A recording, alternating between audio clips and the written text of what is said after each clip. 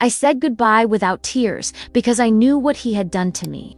The funeral home smelled of lilies and false sympathy, the kind of place where people came to perform grief rather than feel it. I stood beside Richard's casket in my black dress, accepting condolences with the appropriate nods and murmured thank yous. My eyes completely dry while everyone else dabbed at theirs with tissues. "Such a tragedy," Mrs. Henderson from next door whispered, squeezing my hand. "Richard was so young, so vital. You must be devastated, dear." "Thank you for coming," I replied, my voice steady and calm. Around me, Richard's colleagues from the law firm, his golf buddies, his extended family, all of them red-eyed and sorrowful, all of them mourning a man they thought they knew. If only they knew what I knew. "Helen, I'm so sorry for your loss." Richard's law partner, James Morrison, approached with his wife trailing behind him. Richard was one of the finest attorneys I've ever worked with. His integrity was beyond question. Integrity. The word almost made me laugh, but I maintained my composure, my mask of dignified widowhood. "He certainly was dedicated to his work," I said, which was true enough. Richard had been dedicated to many things: his career, his reputation, his carefully constructed public image, just not to his marriage vows. The service proceeded with the usual platitudes about Richard's character, his contributions to the community, his devotion to family. I listened to the eulogies with detached interest, marveling at how completely they'd all been fooled by his charm. His professional success, his ability to present himself as the perfect husband and citizen. Richard was a man of principle, the minister intoned a loving husband who cherished his wife, a pillar of our community who will be deeply missed. A loving husband, I touched the envelope in my purse, the one I'd found hidden in Richard's desk 3 days after his sudden heart attack. The envelope that contained photographs, receipts, and a detailed record of the double life he'd been living for the past 5 years. The photographs were the worst part, not because they showed Richard with other women, though they did, but because they showed him looking genuinely happy in ways I hadn't seen in years. Laughing, relaxed, unguarded. The man in those pictures was someone I'd thought I'd married. Someone who had disappeared so gradually I'd almost convinced myself I'd imagined him. Helen, Richard's sister Margaret, touched my arm gently. "Are you all right? You seem ... distant." "I'm fine," I said, which was true in a way that would have surprised her. For the first time in years, I felt completely fine, clear-headed, free. "It's the shock," Margaret continued, her voice full of sympathy. "Sometimes grief doesn't hit right away. Sometimes it takes days or weeks before the reality sinks in." I nodded as if this made sense. As if I were a normal widow processing normal grief instead of a woman who had discovered that her entire marriage had been a performance. That the man everyone was mourning had systematically betrayed and manipulated her for years. The funeral procession to the cemetery was mercifully brief. I rode in the black limousine with Richard's family, listening to them share memories of the wonderful man they thought he'd been. His mother talked about how proud she was of his success, how happy he'd seemed in recent years, how devoted he'd been to me. "He talked about you constantly," she said, patting my hand. Always saying how lucky he was to have found such a perfect wife, how much he loved coming home to you every evening. Coming home to me. I thought about those evenings. About how Richard would arrive with elaborate explanations for his lateness. Client emergencies, court delays, networking events that ran long. I'd believed every excuse, had even felt guilty for sometimes wishing he'd spend more time at home. Now I knew where he'd really been. The receipts in the envelope told the story. Expensive dinners at restaurants we'd never been to together. Hotel charges for weekend trips I'd thought were business conferences. Jewelry purchases for gifts I'd never received. At the graveside, I stood with appropriate solemnity while the minister spoke about resurrection and eternal rest. The autumn wind was cold against my face, but I felt nothing but a strange sense of completion, as if a chapter of my life was finally ending in the way it should have ended years ago. "Ashes to ashes, dust to dust," the minister said. And I watched Richard's casket being lowered into the ground with the same detachment I might have felt watching a movie. This wasn't my husband being buried. This was a stranger who had worn my husband's face, who had shared my bed while living a completely separate life. After the service, people gathered at our house, Richard's house. Really. Since he'd handled all the finances and I'd never questioned his decisions about property or investments, the living room filled with mourners, sharing stories about Richard's kindness, his generosity, his unwavering moral character. He was always so concerned about doing the right thing, one of his law colleagues said. Even when it cost him money or opportunities, Richard never compromised his principles. I served coffee and accepted casseroles, playing the role of grieving widow, while inside I felt nothing but a cold, clear anger. Not the hot rage of fresh betrayal, but the settled fury of someone who had finally understood the scope of the deception that had defined her life. Mrs. Patterson, a young man I didn't recognize, approached me in the kitchen. "I'm David Chen from Morrison, Patterson and Associates." I was Richard's junior associate. "Of course," I said, though I'd never heard Richard mention him. "I wanted you to know that Richard spoke of you often," David continued. "He was always talking about his beautiful, trusting wife, about how lucky he was that you never questioned his long hours or business trips." The words hit me like a slap. Richard had talked about me to his colleagues, not with love or pride, but with the casual contempt of someone who had found the perfect mark. My trust hadn't been precious to him, it had been convenient. "That's very kind of you to say," I managed, my voice still steady despite the rage building inside me.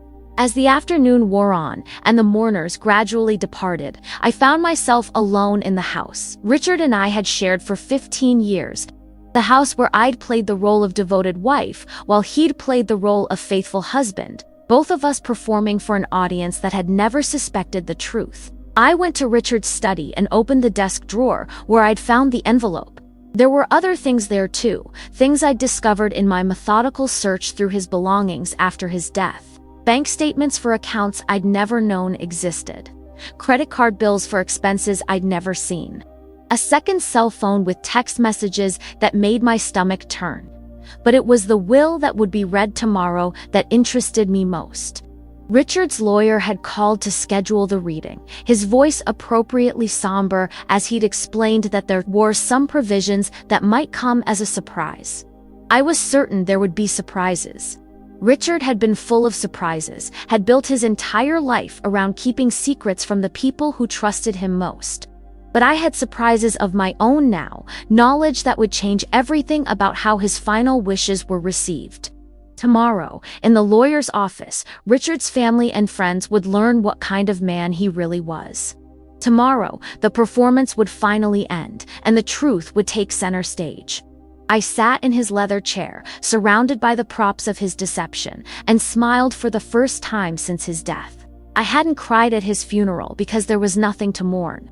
The man I'd loved had died years ago, killed slowly by the stranger who had taken his place. Tomorrow, I would finally say goodbye to both of them.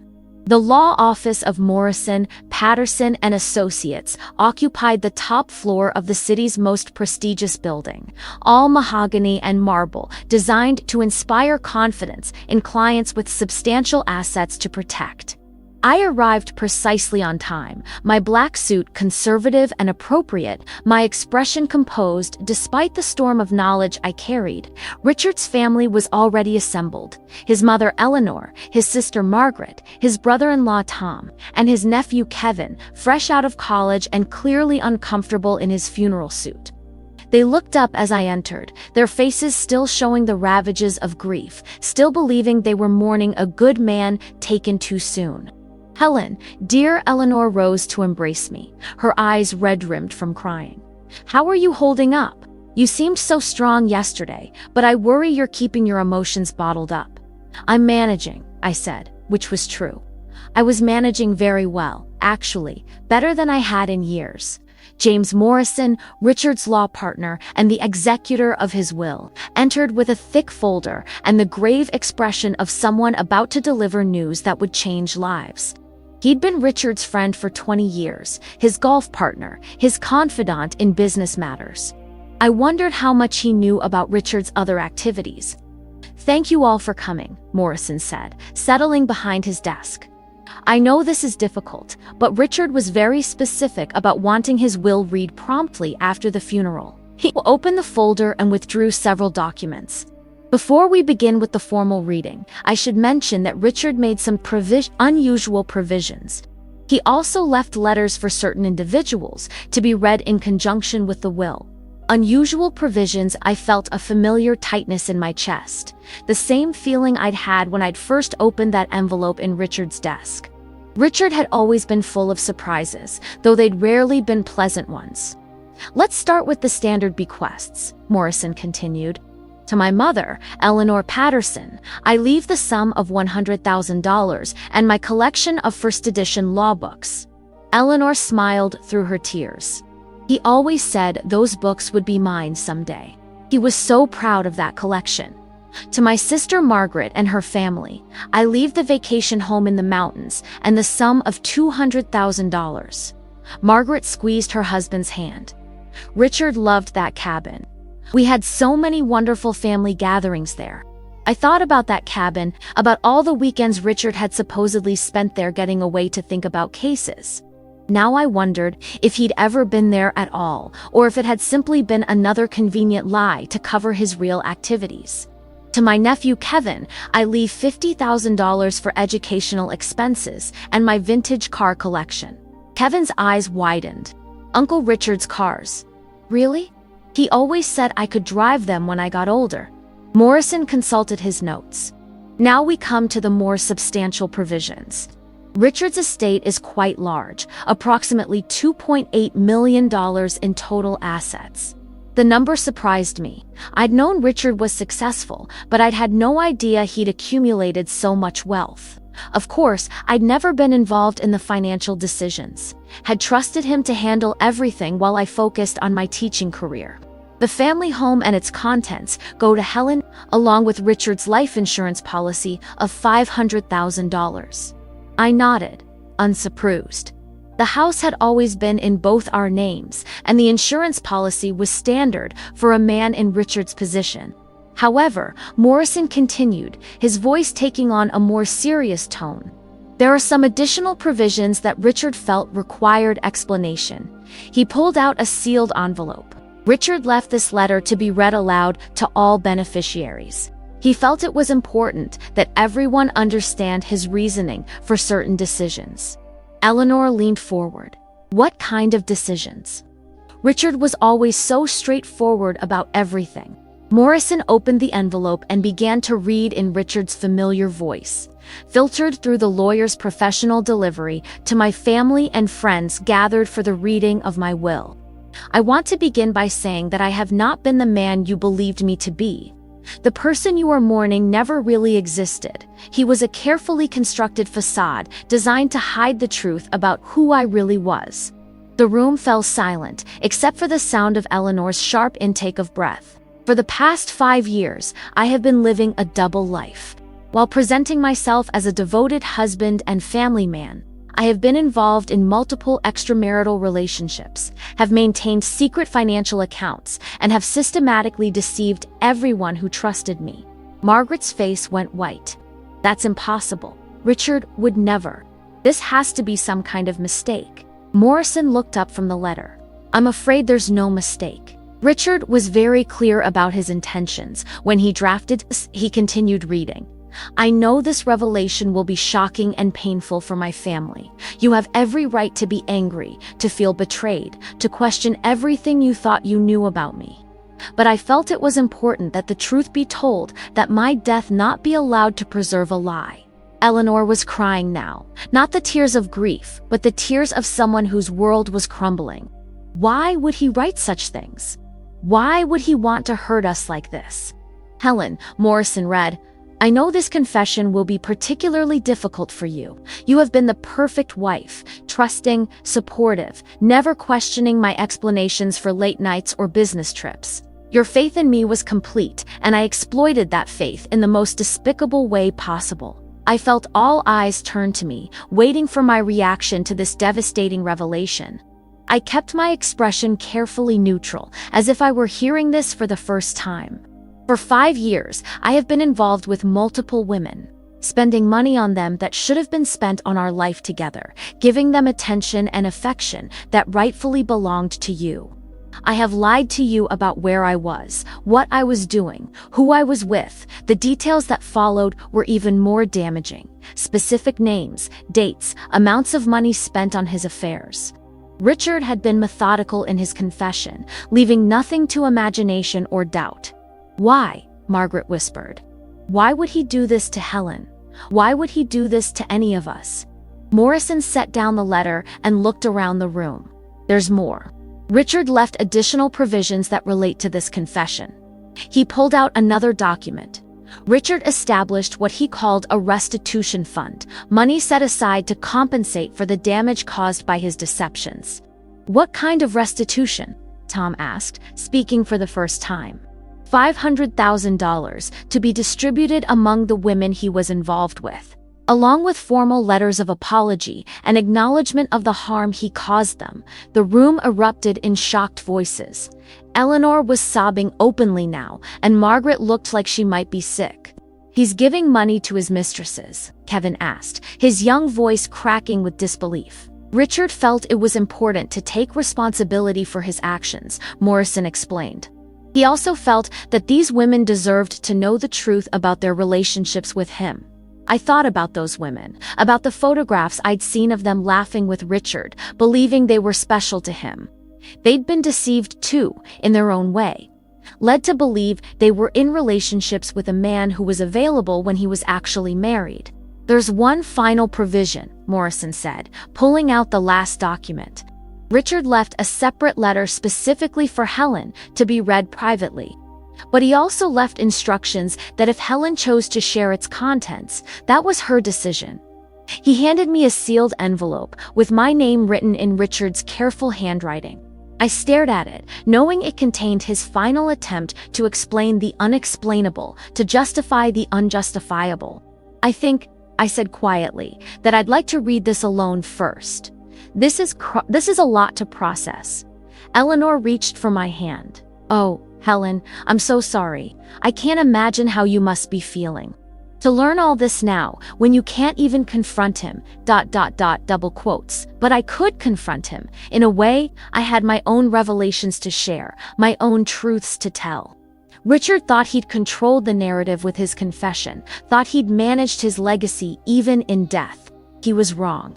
As the family sat in stunned silence, trying to process the destruction of everything they'd believed about Richard, I held his final letter and smiled slightly. He'd shown his hand, but I still had cards to play.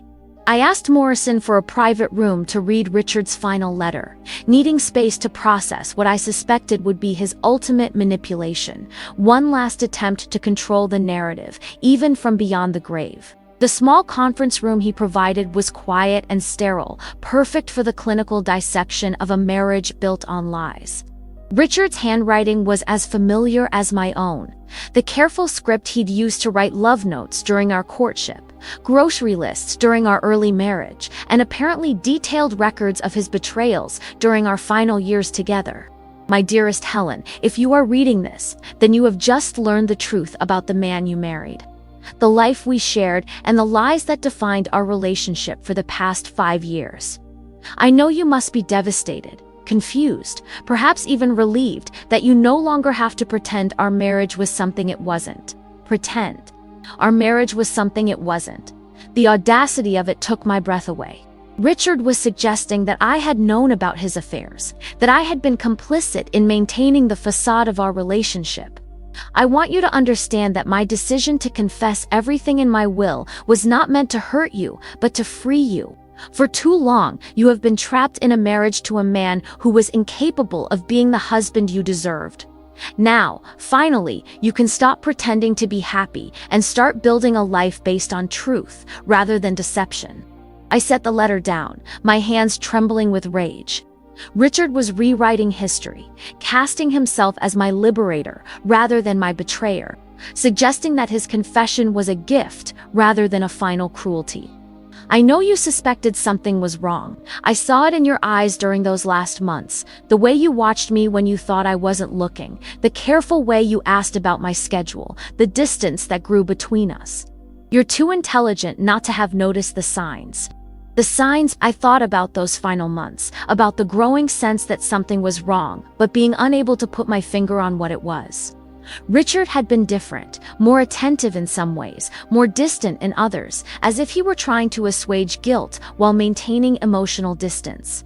I also know you found the envelope in my desk. I saw you coming out of my study 3 days after my death, and I know you well enough to know you would have searched through my things. You've known the truth for days now, which is why you didn't cry at my funeral, why you seemed so composed during the service. My blood ran cold. Richard had seen me. But that was impossible. He was dead, had been dead for a week, unless... I read the next paragraph with growing horror. You're probably wondering how I know about your discovery. The truth is, Helen, that I'm not actually dead. My heart attack was carefully staged. My death was an elaborate performance designed to allow me to disappear.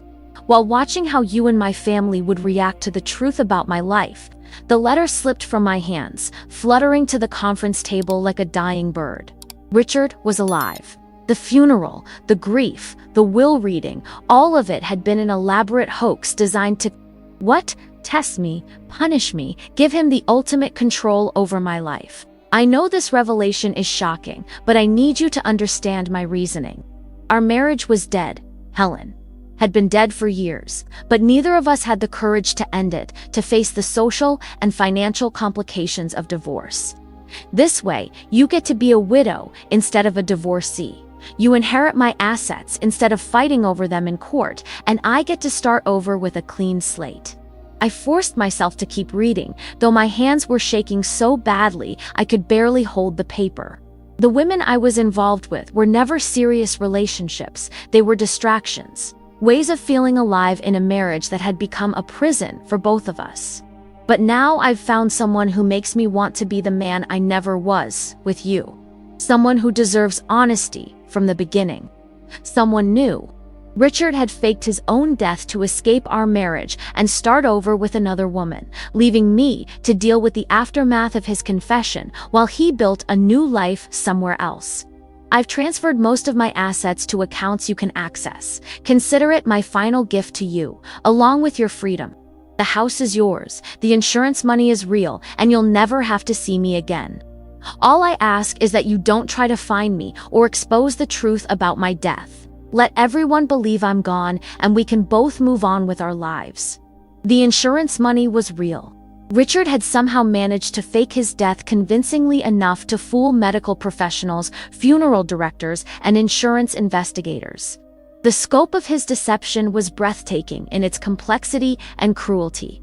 I know you're angry, and you have every right to be, but I also think you'll come to see this as the gift it really is. You're free, Helen. Free to find someone who can love you the way you deserve to be loved. Free to build a life based on truth, rather than the careful lies we've been living. A gift.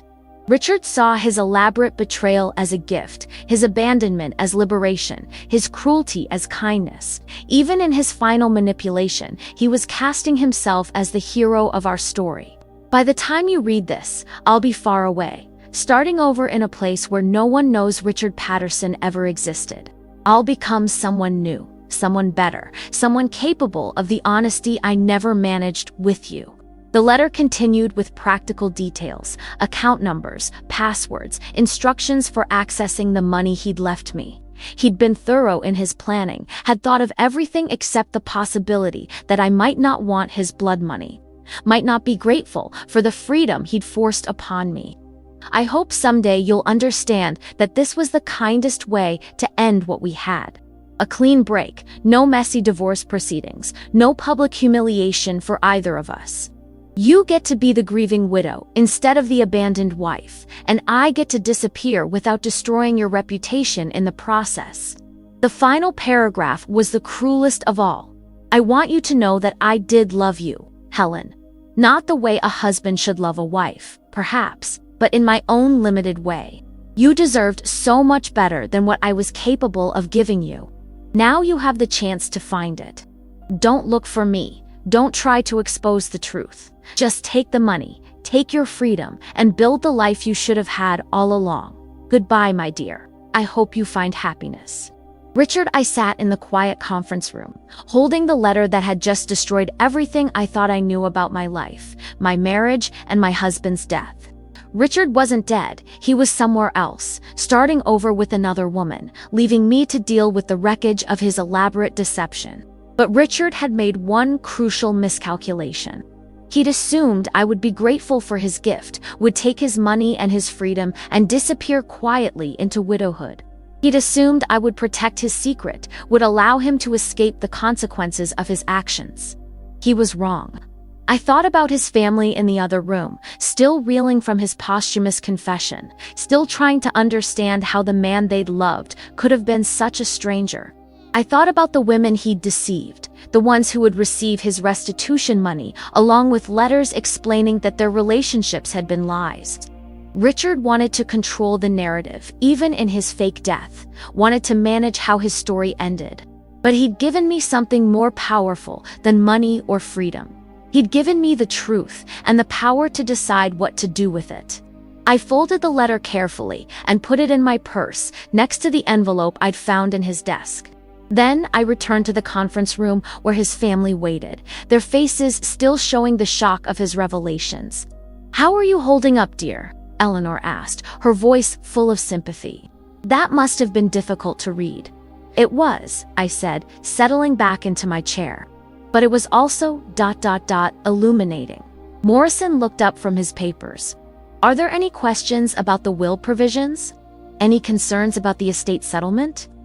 "Actually," I said, my voice steady and clear, "there is something else everyone needs to know. Something Richard didn't include in his public confession."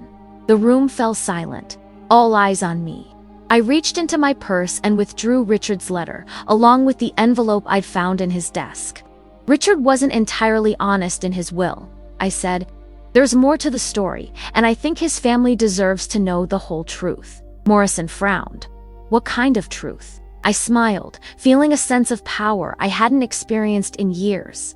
The truth about whether Richard Patterson is actually dead. The silence that followed was profound, heavy with the weight of a revelation that would change everything once again. Richard had wanted to control his story, but he'd forgotten one crucial detail. The story wasn't over yet, and I was about to become its narrator.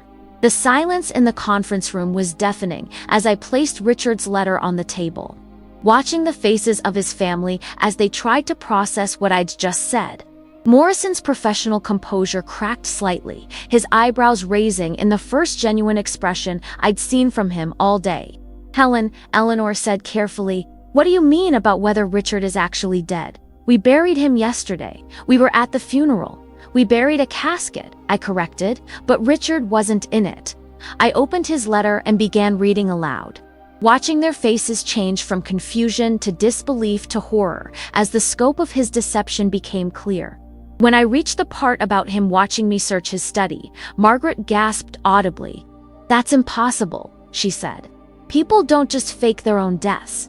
There are medical examinations, death certificates, legal procedures." "Richard was very thorough," I replied. "He had help, professional help, the kind that money can buy when you're willing to pay enough for it."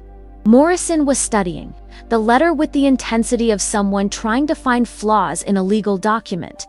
"This handwriting, it does look like Richard's. But the implications of what you're suggesting ... are staggering," I finished. "Richard committed fraud on a massive scale. Insurance fraud, certainly. Probably tax fraud. Definitely conspiracy to commit fraud with whoever helped him stage his death." Kevin, who had been silent throughout the reading, finally spoke up. "Why would Uncle Richard do this? Why go to such elaborate lengths just to ... to leave?" "Because," I said, "Richard was a coward. He wanted to escape the consequences of his actions without facing them. He wanted to start over without paying the price for what he'd done to his current life." I pulled out my phone and scrolled to a number I'd memorized but never called. He also made a crucial mistake. He assumed I would be grateful for his gift and would protect his secret. "What are you doing?" Eleanor asked, alarm creeping into her voice. "I'm calling the FBI," I said simply. "Insurance fraud is a federal crime. So is faking your own death to avoid legal and financial obligations." Morrison reached across the table. "Helen, wait. Let's think about this carefully. If Richard is alive, if he staged his death, then yes, he's committed serious crimes. But exposing him will have consequences for everyone in this room." "What kind of consequences?" Margaret asked. "The insurance money will have to be returned," Morrison explained. "The will becomes invalid. The estate goes into legal limbo while investigators sort through what's real and what's fabricated. It could take years to resolve." I lowered my phone but didn't put it away. "And Richard's law firm could face serious legal consequences if it's discovered that a partner committed fraud. The reputation damage alone could destroy the practice." "That's not my problem," I said coldly. "Richard should have thought about that before he decided to fake his own death." Eleanor was crying again, but these were different tears, not grief, but fear and confusion. "Helen, please. I know you're angry and you have every right to be, but think about what this will do to the family. The scandal, the legal proceedings, the media attention. Think about what Richard did to the family," I countered. "He made us all accessories to his fraud. He made us mourn a man who wasn't dead, made us bury an empty casket, made us complicit in his deception." Tom spoke up for the first time since the reading began. "What do you want, Helen? What would it take for you to keep this quiet?" I looked around the table at these people who had been my family for 15 years, who were now asking me to protect the man who had betrayed us all. "I want justice. I want Richard to face the consequences of what he's done, but at what cost?" Margaret asked.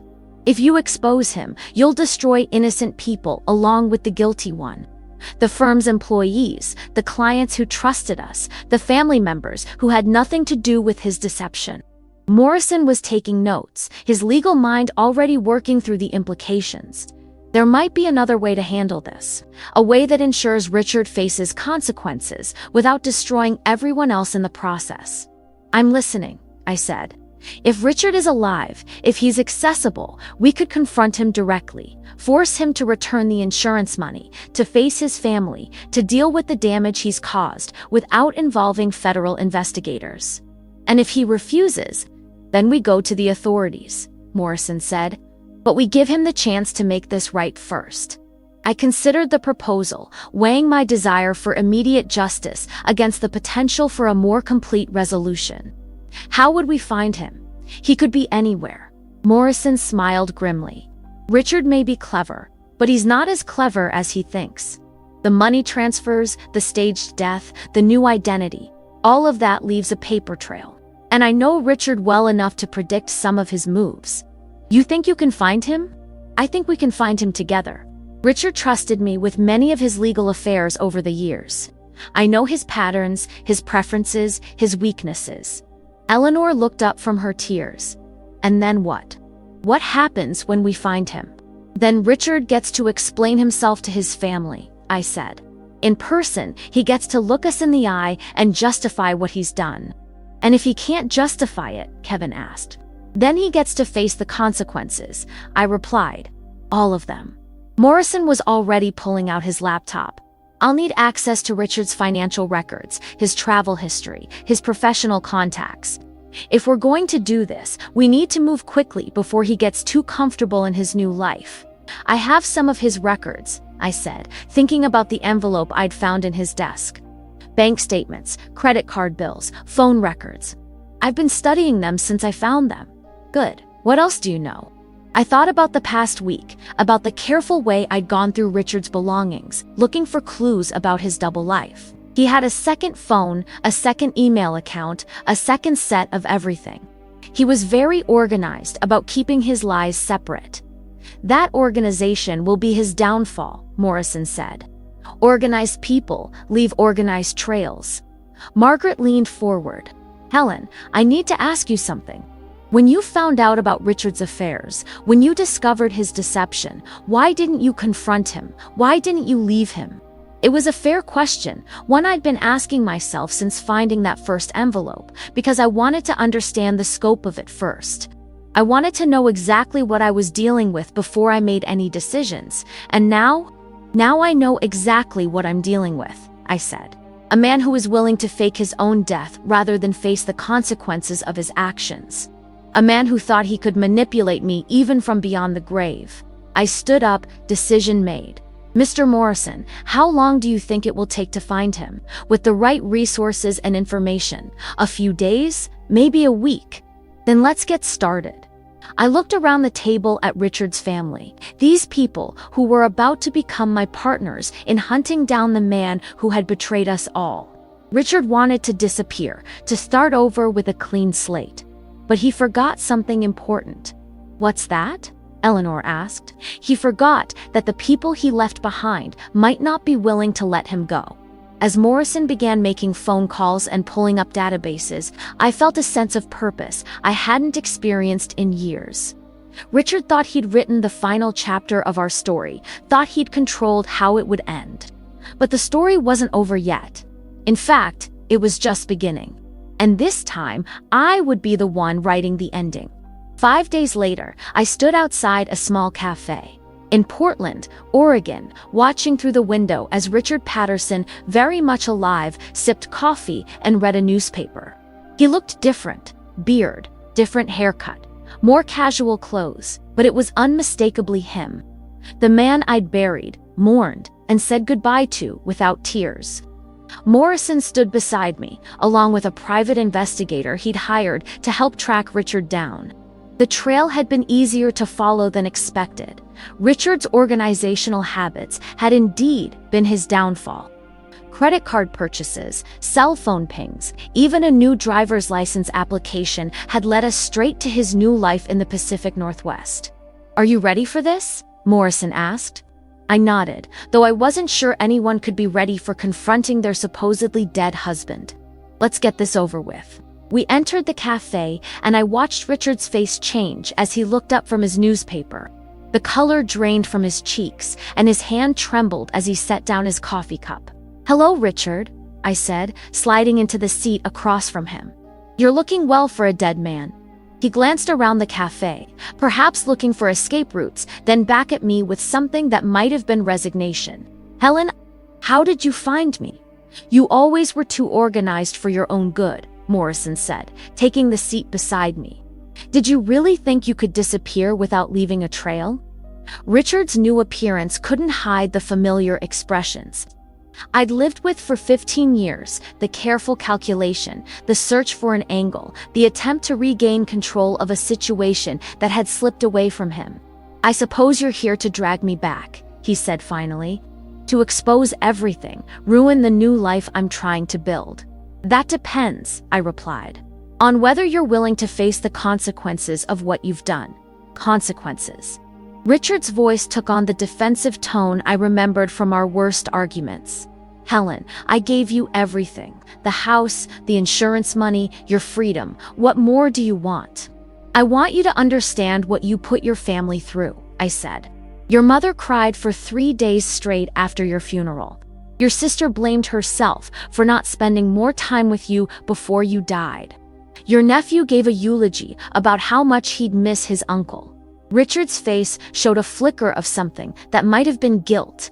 "I never meant to hurt them, but you did hurt them. You made them mourn a lie, made them question everything they thought they knew about you, made them complicit in your fraud." Morrison pulled out a folder, thick with documents. "Speaking of fraud, Richard, do you have any idea how many federal crimes you've committed? Insurance fraud, mail fraud, identity theft, tax evasion, the list goes on." "I haven't filed any false tax returns," Richard protested. "Not yet," Morrison agreed.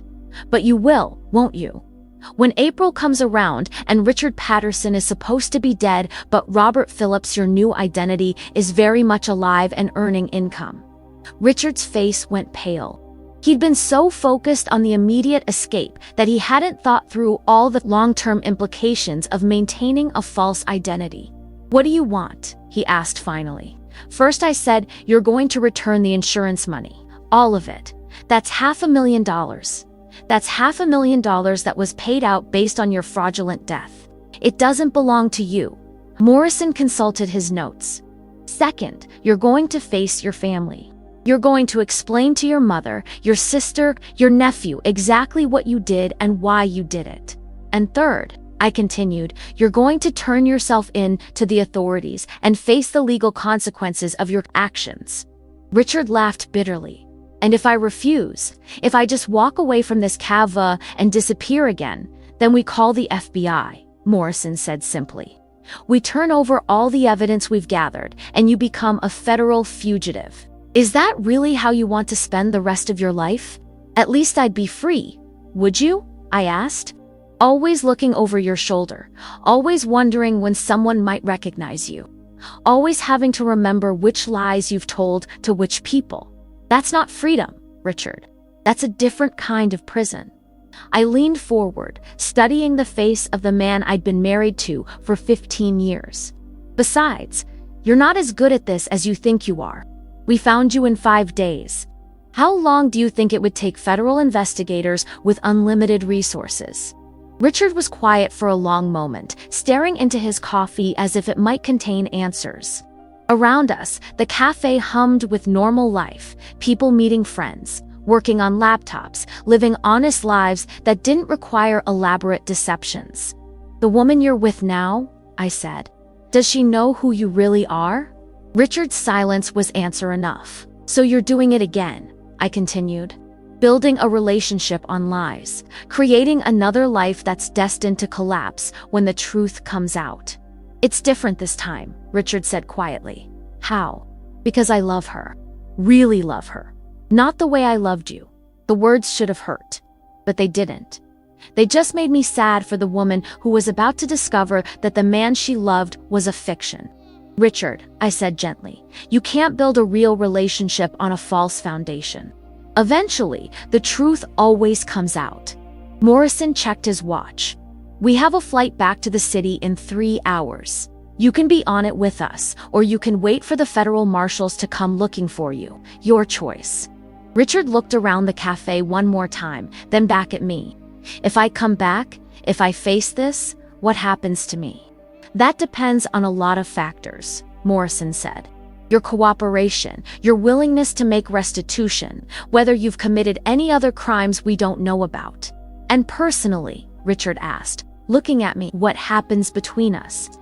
I considered the question, thinking about the woman I'd been when I'd married him, the woman I'd become during our marriage, and the woman I was now stronger, clearer, no longer willing to accept lies as love. Nothing happens between us, I said. Our marriage ended the day you decided to fake your death. I'm not your wife anymore, Richard. I'm just someone who used to know you. And if I cooperate, if I make this right, then maybe you'll have a chance to become the man you always pretended to be, I replied. Maybe you'll learn how to live honestly, how to love honestly, how to face problems instead of running from them. Richard was quiet for another long moment. Then he pulled out his phone and made a call. Sarah, Hugh said, his voice breaking slightly. It's Robert. I need to tell you something, and I need you to sit down. I listened as Richard began the painful process of confessing to another woman that their entire relationship had been built on lies, that the man she loved didn't actually exist. It was a conversation I wished I'd been able to have, a closure I'd been denied when he'd chosen to fake his death instead of facing me directly. When he finished the call, Richard looked older, more tired, but also somehow more real than he'd appeared in years. She hung up on me, he said. Can you blame her? Morrison asked. No, Richard replied. I can't blame anyone for anything anymore. As we prepared to leave the cafe, Richard turned to me one last time. Helen, I need you to know that I am sorry, not just for getting caught, but for what I put you through, what I put everyone through. I know, I said. And I hope someday you'll mean that. The flight back to the city was quiet, each of us lost in our own thoughts about what would happen next. Richard would face legal consequences, would have to rebuild his relationship with his family, would have to learn how to live without the elaborate deceptions that had defined his adult life. As for me, I was finally free to grieve, not for the man Richard had pretended to be, but for the years I'd lost, believing in that pretense. I was free to build a life based on truth instead of careful lies, free to find out who I was when I wasn't trying to be who someone else needed me to be. I'd said goodbye to Richard without tears at his funeral because I'd known what he'd done to me.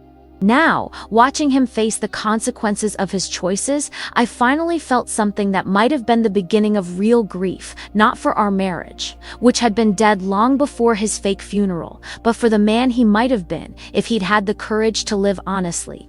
It was a small grief, manageable and clean, and it felt like the first honest emotion I'd had about Richard in years.